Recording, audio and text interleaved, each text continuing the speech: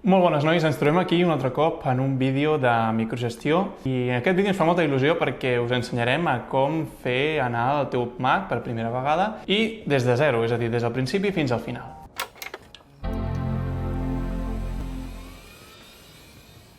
Doncs bueno, avui us portem un vídeo en el que us ensenyarem a fer una instal·lació directament de pas per pas des de zero i de les coses que aconsellem quan tens un Mac per primera vegada i quan l'obres per primera vegada. I en aquest vídeo us ensenyarem amb un MacBook Pro de 16 polzades, ni més ni menys.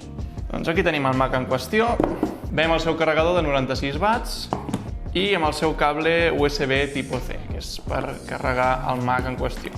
Doncs aquí tindríem el Mac. I el primer que fem és obrir-lo i donar-li el botonet de Power. Ja sent POM! Superguai! Doncs un cop arribats aquí, el que hem de fer és configurar la regió i l'idioma. En aquest cas és Espanya, li hem de ficar la xarxa Wi-Fi.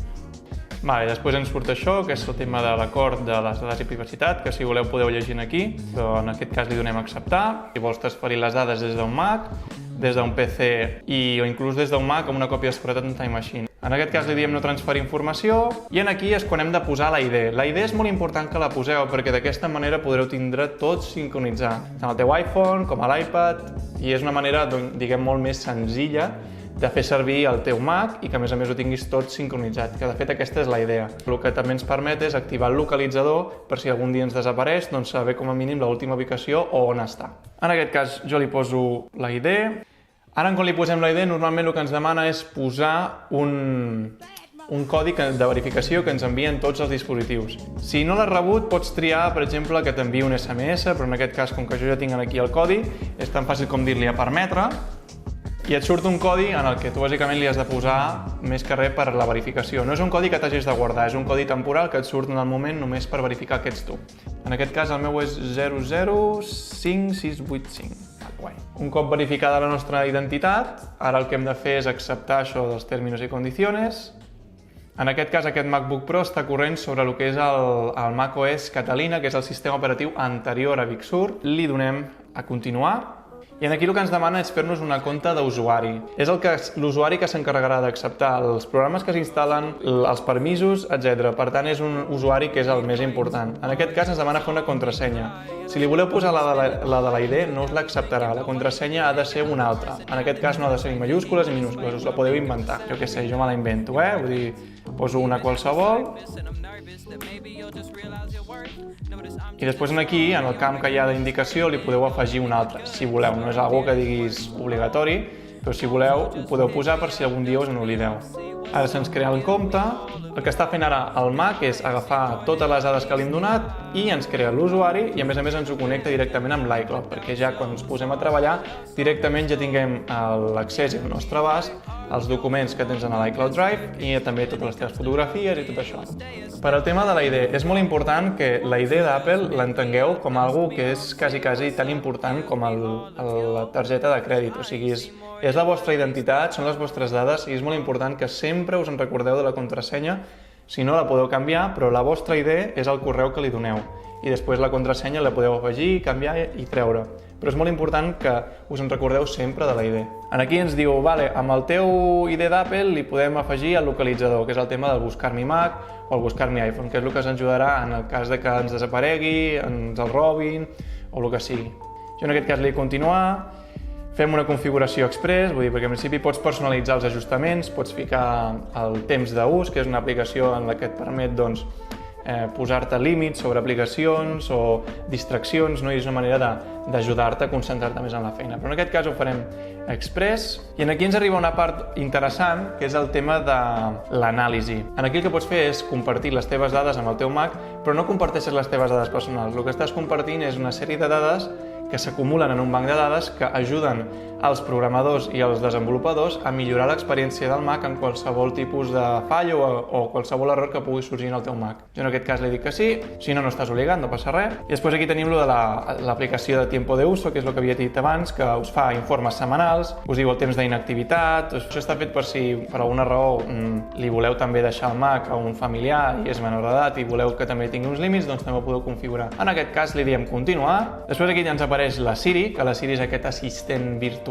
que ens ajuda una miqueta amb les tasques. Pots fer-li consultes sobre dubtes, que t'obri un programa en concret, que faci alguna tasca en concret. Vull dir, és un assistent. En aquest cas el pots activar i pots activar-lo amb la veu. Jo en aquest cas ho meteixo al pas, però si vols ho pots activar més endavant, no passa res. És una cosa que pots fer-ho tant ara com més endavant.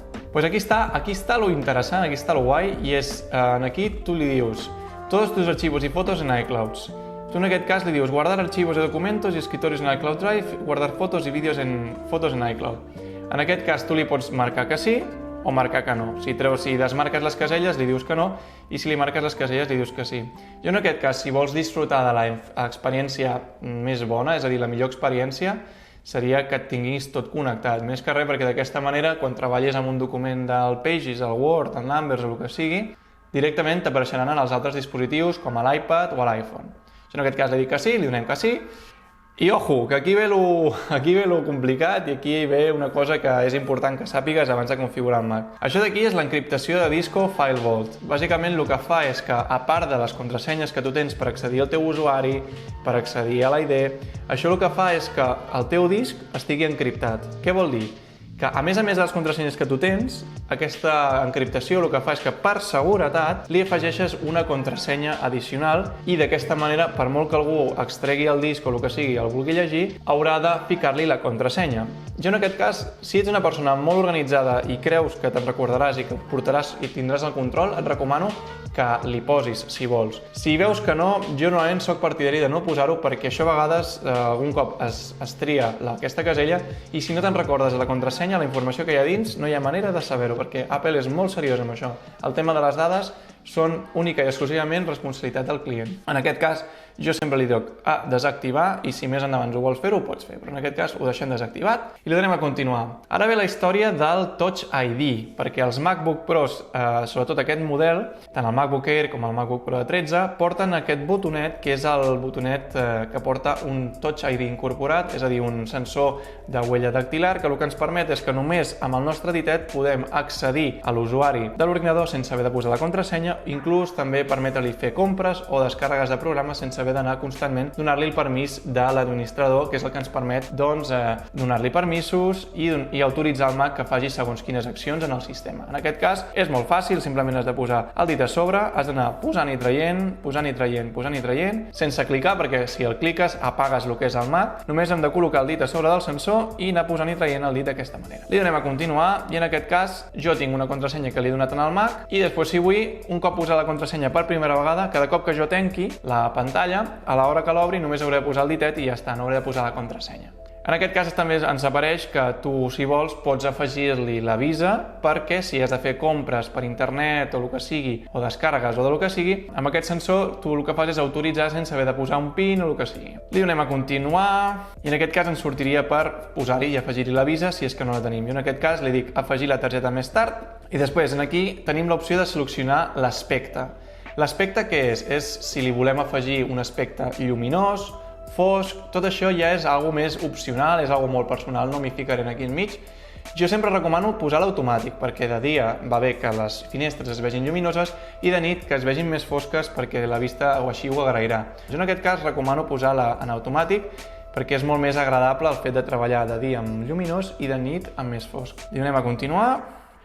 I aquí és el que us deia, aquí tenim la part del True Tone, que és aquesta part de si volem tenir la visualització True Tone, que el que fa és adaptar automàticament la visualització dels colors i els fa més tènues i no els fa tan llampants. En aquest cas, si us hi fixeu, si poso el cursor aquí davant, el que fa és ficar-ho amb una llum normal, és a dir, una llum amb més tons blaus, i en aquest cas, si deixem anar, es mostra la part del True Tone i bàsicament la pantalla és més agradable de veure. Jo en aquest cas li deixo el true tone activat perquè considero que és molt més còmode que no pas sense, no? Però bueno, cadascú ho feu com vulgueu, vull dir, això és algo opcional. I de cop ara se'ns configura el Mac. En aquest cas, a mi m'apareix ja que el Mac, doncs, bueno, primer t'ha de demanar permisos, en aquest cas, com que estem corrent sobre el sistema de macOS Catalina, directament aquí dalt ens surt l'opció d'actualitzar. Jo us recomano que actualitzar és la millor opció, més que res perquè sempre gaudireu de les millors avantatges i el Mac funcionarà sense cap tipus de problema. Però en aquest cas farem un repàs. Aprofitaré per posar-me les ulleres, per ficar-nos en matèria.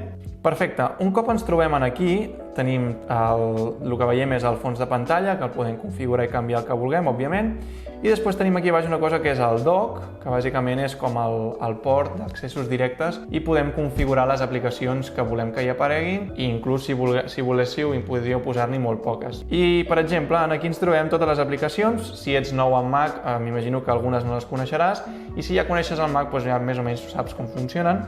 En aquest cas tenim el que és el Finder, que seria l'explorador d'arxius, tindríem el Launchpad, que és on s'hi emmagatzemen totes les aplicacions que tenim instal·lades en el sistema, que òbviament no hi apareixen aquí, simplement en el dock, com us he dit abans, només tenim preconfigurades les aplicacions que volem tenir amb accés directe.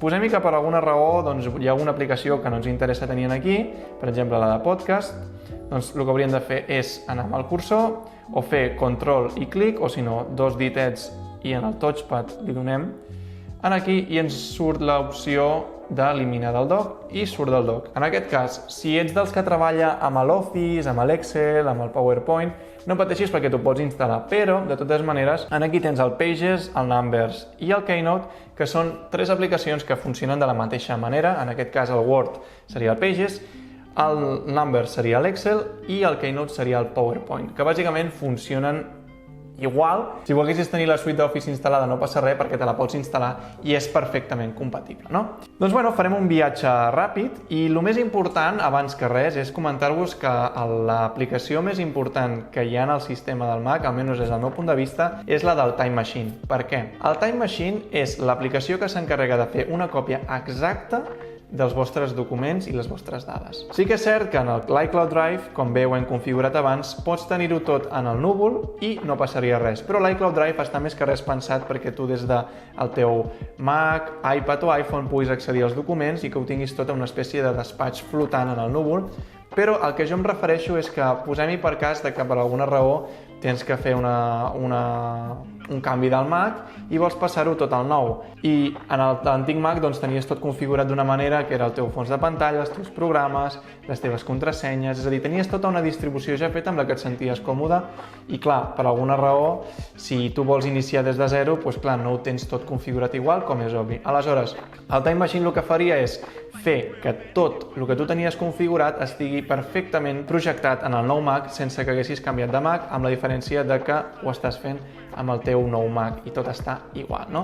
Aleshores, què necessitem? Necessitem un disc dur com aquest, qualsevol disc dur extern que tinguis per casa, o si en pots agafar un de nou, millor, perquè en aquest cas seria el disc que s'encarrega de les còpies del Time Machine, més que res perquè segurament el disc s'ha d'esborrar i aleshores s'ha de ficar un format que és pel Time Machine, no? En aquest cas, l'aplicació del Time Machine ens la trobaríem aquí, si ens anem al Launchpad, ens anem a la secció d'Altres, aleshores el que farem és viatjar per aquí i ens trobaríem l'aplicació del Time Machine, que és aquesta de les que us estava parlant. L'aplicació del Time Machine el que farà és el que us he dit. Bàsicament farà còpies a nivell com si fos una ceba, anirà fent diferents capes i llavors us anirà guardant exactament tot. És a dir, és un arxiu que serà molt pesat i per tant farà un arxiu comprimit i la deixarà guardat aquí en el disc dur extern. En aquest cas us poso un exemple. Posem-hi que per alguna raó teníeu un mail molt important i aquest mail per alguna raó us ha esborrat i l'heu esborrat sense, diguem, per accident, no? En aquest cas, tu podries viatjar en aquestes diferents capes que hi ha aquí. En aquest cas, el fris cronològic surt només avui, perquè no hi ha res més en el passat, perquè és la primera vegada que obro el Mac, però posem-hi que has fet un borrat d'un mail, que sabies que a l'estiu el tenies, però que avui per alguna raó ja no hi és. Doncs podries viatjar a les últimes capes de l'estiu I en allà podries accedir directament en el mail i podries trobar exactament aquell mail que havies borrat perquè tot queda guardat en aquí. Com veieu, això és vital, això és una que et recomano que tinguis, més que res perquè et trobarà més d'un ensurt i et farà la vida molt més senzilla. Després també comentar-vos que quan agafem un Mac, normalment ja et venen tots amb el USB-C, és a dir, si compres un Mac actual o més recent, et trobaràs que no tens ports USB i no tens això d'aquí, que bàsicament és un Mac molt primet, no?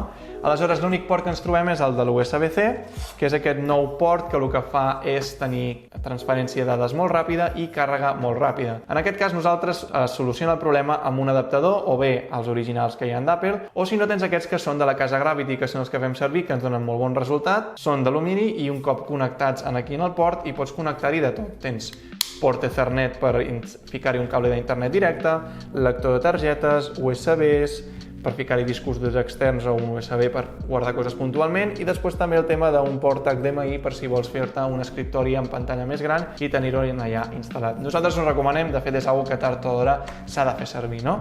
Un cop vist això, quan vols instal·lar el disc que us havia dit pel Time Machine, us heu de posar a preferències al sistema, ens hauríem d'anar a l'aplicació de Time Machine que hi ha dins de preferències, i aleshores aquí seleccionaríem el disc. I només que ho facis una vegada, ja el disc cada cop que el connectis t'anirà fent còpies de forma automàtica. Generalment, el Mac té totes les eines que necessites. Vull dir, realment no creiem que necessitis cap altra aplicació de tercers, perquè realment el Mac és molt segur i no necessita d'antivirus ni qualsevol tipus de programa així.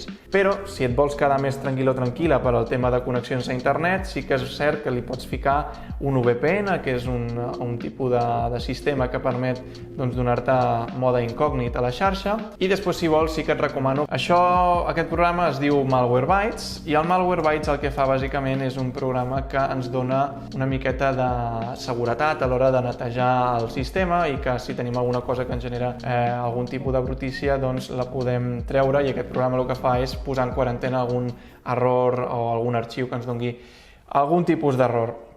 En aquest cas és gratuït, vull dir, simplement has d'anar a la web d'un Malwarebytes, li dones a permetre i directament ja detecta que tens un Mac i quan te'l descarregues ja et surt directament això d'aquí, no? Surt aquest apartat de descàrregues, li donaríem a l'arxiu, li donaríem a continuar. Com que li hem registrat la nostra empremta, no hem de donar-li cap permís amb la contrasenya, sinó que simplement li donem a instal·lar i, si vols, li pots posar la contrasenya de l'usuari o, si no, directament amb el dit, com que jo tenia posat, li poses el dit i, si t'hi fixes, ja s'instal·la i ja ho tenim, no? En aquest cas, un cop instal·lat, a vegades ens sortirà això, que si volem podem traslladar a la paperera el que és l'arxiu a l'instal·lador, perquè bàsicament és un arxiu que un cop instal·lat el programa no el necessites, li diem a traslladar a la paperera i ja estaria, no? Després hi ha altres aplicacions que has de saber que existeixen, les aplicacions de l'App Store, que són les oficials d'Apple, que són fetes per desenvolupadors que estan admesos dins del programa d'Apple, i aquí, en l'App Store, si volguessis, hi ha un altre programa que se'n diu el Clean My Mac, que bàsicament el que fa és netejar el teu Mac, no? Tens la versió gratuïta o la versió de pagament, no? Aquest és un programa que, si vols, també te'l recomano, perquè el que t'ajuda és a, com a mínim, saber què és el que t'està ocupant espai en el sistema i si tenim algun arxiu pesant, no? En aquest cas, mateix sistema, li posem el ditet, si és que li volem posar el ditet, o si no la contrasenya de l'usuari, se'ns instal·la el Clean My Mac i és molt ràpid, i després, si t'hi fixes, vaig al coet i el tenim aquí instal·lat. Si vols, com t'he dit abans, el pots afegir aquí baix, però si no, no fa falta, i llavors ja el tens aquí instal·lat i li donaríem a iniciar el Clean My Mac, li donem a acceptar i si volem compartir les estadístiques també, i surt així en plan guai, no? Pim, pim, pim. I bueno, això és més que res un programa que el que ens fa és netejar, no? O sigui, si vols l'instal·les, però tampoc és obligatori, com ja he dit, és una que és opcional i és una que també et dona una miqueta de capacitat d'esborrar sense tu estar constantment borrant i borrant, no? Li donem permís perquè ens analitzi les dades i ens diu, bueno, fer neteja, tens algun arxiu que t'ocupa espai, no sé què, però en aquest cas és una que ja us he dit, no és obligatori. Sempre us recomanem que si veieu alguna cosa estranya que aneu directament en el nostre servei tècnic. Si veieu alguna cosa rara us recomano que aneu amb el servei tècnic d'aquí botiga, que segurament us ajudaran i us trobaran una solució a qualsevol problema que tingueu en el sistema, ¿vale? Això bàsicament és un vídeo introductori perquè us sentiu més còmodes amb el Mac i veieu una miqueta com funciona. Dir-vos que Quan instal·les el Mac, normalment el que no et ve és, tu pots triar-li el català, però el que no et ve és el paquet d'idiomes, que és el que s'encarrega de fer la correcció, no? En aquest cas, el que heu de fer és instal·lar un programa que és el catalanitzador. És un programa que us permetrà tenir el corrector del català quan estigueu fent un mail, un Word o el que sigui, o treballant amb Pages o amb Numbers, i us corregirà qualsevol tipus de falta. En aquest cas heu d'anar al Safari, li poseu a del catalanitzador i us sortirà això, una suggerència, en aquest cas la Siri et fa la suggerència i te diu instal·la't aquest programa que el que et permet és una eina que pots instal·lar que el que et permet és definir que la llengua principal sigui el català i que, per tant, et faci la correcció en aquesta llengua. Doncs ja estaria, això seria el vídeo fins aquí. És més que res un vídeo perquè us sentiu més còmodes i perquè veieu més o menys com funciona amb el Mac. I ja veieu, no és algo gaire complicat, simplement és qüestió d'anar-se fixant i d'anar acceptant els diferents passos i d'anar introduint les nostres dades i el nostre ID d'Apple, més que res perquè se'ns sincronitzi. I ja veieu que amb la majoria d'aplicacions que tenim preinstal·lades en el sistema ja podem treballar amb el nostre Mac. I més que res que sapigueu que més endavant us ensenyarem a ser molt més productius amb el Mac, amb l'iPhone i amb l'iPad i us ensenyarem totes les eines que hi ha o les eines que recomanem perquè siguis molt més productiu. Espero que t'hagi agradat el vídeo i ens veiem a la pròxima. Fins aviat!